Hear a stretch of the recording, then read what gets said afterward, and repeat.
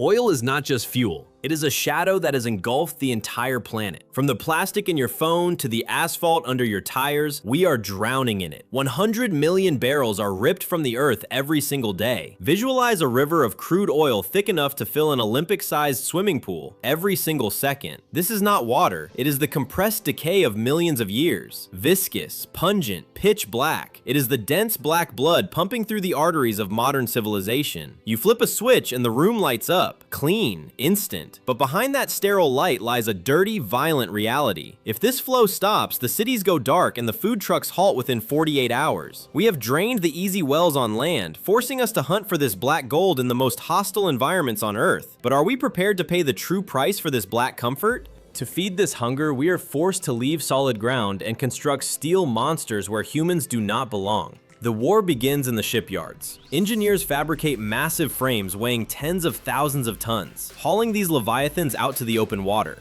In the shallows, the strategy is brute force. Fixed platforms drive steel legs into the seabed, locking into the crust with concrete at depths of 400 feet. But the true giants hunt in the abyss. Where the ocean floor vanishes, semi-submersible rigs rely on massive submerged pontoons to survive. Anchor chains stretch down through the pitch black for 12,000 feet. 12 Eiffel Towers stacked end to end. The heavy chains snap taut, locking the floating city in place against a crushing wall of water. But these steel towers are useless without people ready to live on a floating powder keg for a single slogan: drill, baby, drill. This industry is the vascular system of the modern world, powering everything from cheap plastics to jet engines. To keep the blood flowing, energy giants pay a premium. Salaries for offshore workers frequently surpass $100,000 annually, a life-changing sum. But the money buys their survival instinct. The shift lasts 12 to 13 hours. It is a physical assault. The deck vibrates constantly underfoot, shaking the bones. The air smells of heavy diesel and brine. The noise level hovers near 100 decibels, equivalent to standing next to a running chainsaw for half a day. There is no escape. Workers spend weeks isolated from their families, trapped on a grid of metal surrounded by highly flammable hydrocarbons. One loose bolt, one sparked connection, and the platform becomes a firestorm. They trade their hearing, their backs, and their safety to keep the global economy from stalling. On the rig, the deafening roar of machinery is the sound of life. The only thing a roughneck fears is the silence. While humans risk their lives on the deck, the true war against physics is fought in the abyss, where no diver can survive. We are 12 times the height of the Eiffel Tower down. Here, the water pressure hits 5,000 pounds per square inch, equivalent to an elephant standing on your thumb. In this crushing blackness, we deploy the ROV, a remote-operated vehicle. The pilot controls it from a comfortable chair miles above, but the work happens here, in the silt. The robotic manipulator arm extends. It aligns the subsea wellhead, a massive steel valve, with surgical precision. Tolerance is less than 2 inches. The claw spins the locking mechanism. Metal bites into metal. This single piece of hardware connects a network of pipelines stretching for miles. It is the only barrier. A crack the width of a human hair at this depth guarantees a global environmental catastrophe. To prevent the catastrophe underwater, we lift this toxic blood to the surface, into the belly of leviathans. FPSOs, floating production, storage, and offloading units. These vessels are not just ships, they are temporary vaults for a volatile cargo. A single unit can hold up to 2 million barrels of crude. That is a floating lake of oil. Unlike fixed platforms rooted in concrete, these monsters are restless. They do not touch the seabed. Instead, enormous steel chains tether them to the depths, allowing the hull to sway with the ocean swell while staying linked to the network below. The connection is flexible, the risk is constant.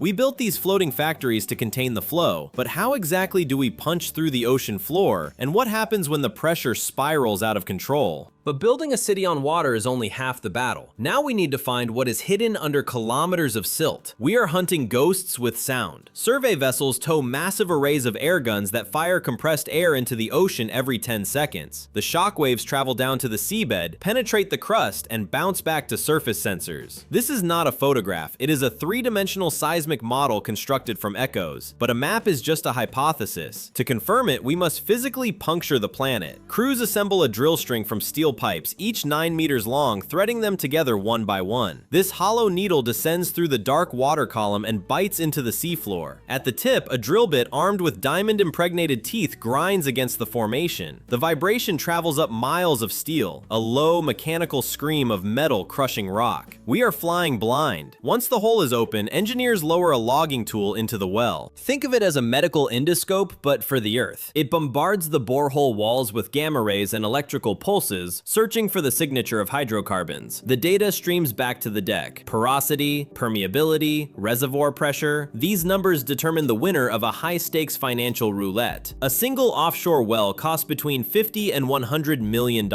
One miscalculation, and that investment vanishes into an abandoned dry hole. But if the sensors are right, the drill breaches the reservoir, and the physics of the deep ocean prepares to strike back. Pressure demands release.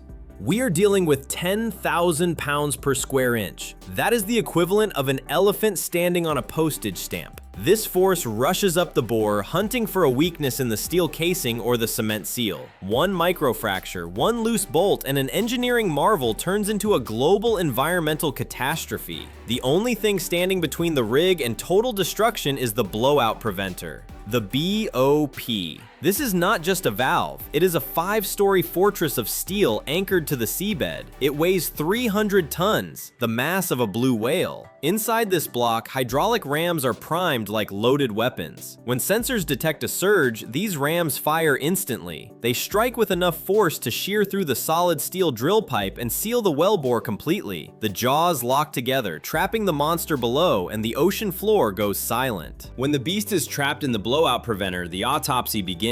But what races up the riser pipes bears little resemblance to the fuel in your car. To maintain momentum against gravity, electric submersible pumps, ESPs, kick into gear deep below the seabed. These machines are voracious. They drag up 20,000 barrels of fluid every single day. That is enough volume to fill an entire Olympic-sized swimming pool every 24 hours. But this is not pure energy. It is a dirty, violent cocktail. What hits the surface is a toxic slurry of crude oil, explosive natural gas, corrosive salt water, and abrasive sand. It arrives as a black, bubbling texture smelling of rotten eggs, the signature scent of lethal hydrogen sulfide. The platform instantly transforms into a floating chemical plant. The mixture slams into high-pressure multi-stage separators. Lighter gas rises to the top to be siphoned off. Heavy water sinks to the bottom, separating from the oil. The crude is stripped of salts and sent to storage, but the byproduct remains.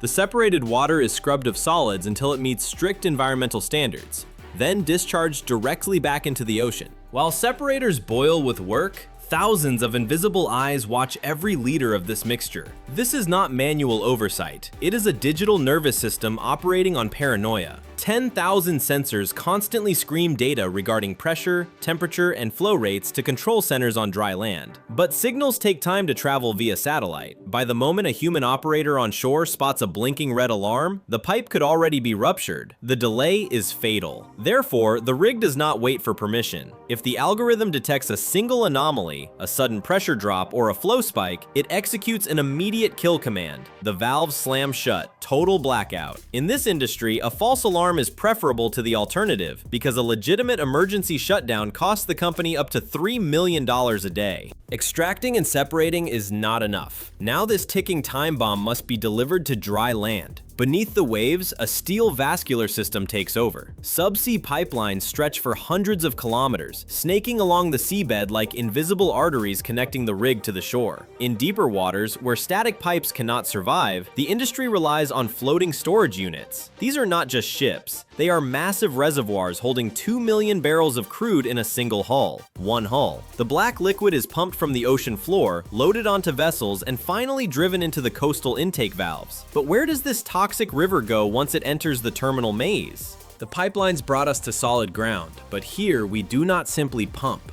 we attack.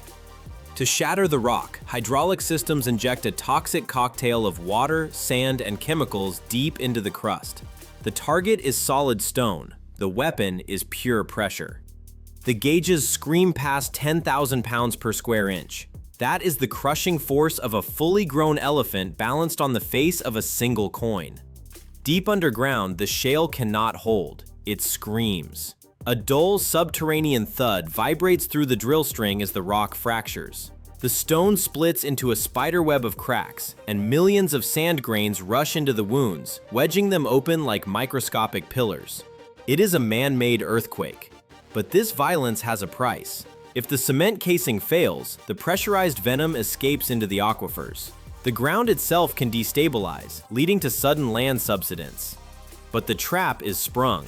The pressure reverses, and a chaotic black slurry of crude oil, gas, and mud violently erupts toward the light. But to deliver that hydraulic violence, you first need to aim through kilometers of stone. Seismic waves and rock samples identify the target. Geologists hunt for specific shale formations with high porosity, dense rock sponges holding trapped energy. Once the site is confirmed, the rig drills vertically until it hits the kickoff point. Here, the process shifts from brute force to navigation. A mud motor behind the bit allows the operator to steer the drill head without rotating the entire pipe. Slowly, the steel assembly executes a 90-degree turn deep underground. While hydraulic fracturing is a sledgehammer, horizontal drilling is neurosurgery. The bore extends sideways for over 3,000 meters, threading a needle through a rock layer that might be only 10 meters thick. This geometric mastery is why the United States currently leads the world in oil production. Crude oil is just toxic sludge until it hits the refinery's hell kitchen. The raw black liquid flows into a furnace blasting at 670 degrees Fahrenheit. That is nearly 350 degrees Celsius. In seconds, the heavy crude vanishes. It flashes into a superheated vapor. This ghost gas is immediately blasted into the bottom of the fractional distillation column, a steel structure as tall as a 15-story building. Inside, the tower is a vertical gauntlet of perforated trays, each cooler than the last. The physics are absolute. Heavy molecules surrender at the scorching bottom, condensing instantly into thick asphalt and motor oil. They are too dense to fly, but the lighter vapors keep climbing. They race upward through the bubbling caps of the metal trays. As the temperature drops, different fuels rain out of the gas. At 400 degrees, diesel condenses. Higher still, jet fuel settles into its own collection channel. Finally, halfway up the tower, the vapor hits the critical window between 90 and 220 degrees. It turns into raw gasoline. At the cool summit, invisible clouds of propane and butane drift away. The tower has done its job. But the liquid caught in the middle is not yet fuel. What flows out of the distillation tower is a semi-finished product. Put this straight into your car and it will kill the engine within miles. The raw distillate is too heavy, too dirty, and chemically uneven to power a modern piston. It needs molecular surgery. The fluid enters the catalytic cracker, a chamber of controlled violence. Here, at temperatures approaching 900 degrees Fahrenheit, long and lazy hydrocarbon chains are blasted apart. They snap. Heavy oil molecules fracture into lighter, more volatile pieces. But power is nothing without control. The next step is reforming. Engineers rearrange the atomic structure itself to boost the octane number. Low octane causes pre-ignition, knocking, destruction of the engine block. We force the molecules into a geometric shape that burns only when the spark plug fires. Finally, the blending. The fuel is injected with a precise recipe of detergents and corrosion inhibitors. This ensures clean combustion and prevents residue buildup inside the cylinder. What ends up in the storage tank is a synthetic cocktail. Nature provided the ingredients, but chemistry built the product. The logistics are invisible to the consumer. From massive storage farms, the fuel rushes through pipelines and rail cars, traveling thousands of miles to the underground reservoir at the local station. You squeeze the nozzle.